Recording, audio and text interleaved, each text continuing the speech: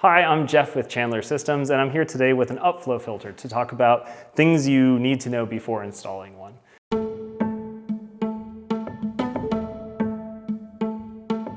So first of all, the upflow filter is the simplest type of filter. It just goes in and out, and it's called an upflow because the water goes down through the center tube and it flows up through the media.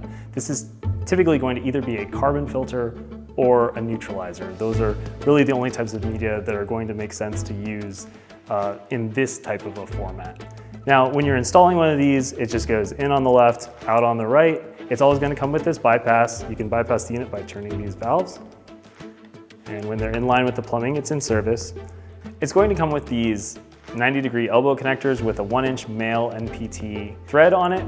So you'll need something with a 1-inch female thread to adapt to it, or depending on what size or type of plumbing you're running, you may want to use one of our other bypass connector options. So if you don't want to use the included 1-inch 90s, we have these other options available. We've got a 1-inch male NPT straight fitting, a 3/4 inch male straight fitting, a 1-inch slip fitting, PVC, and then also a brass sweat adapter. This will accept either 3/4 inch or 1-inch copper.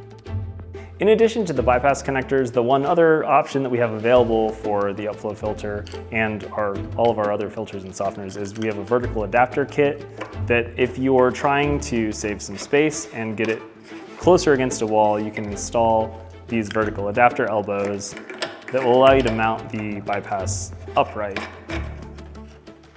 And they just thread onto there and the bypass attaches like this.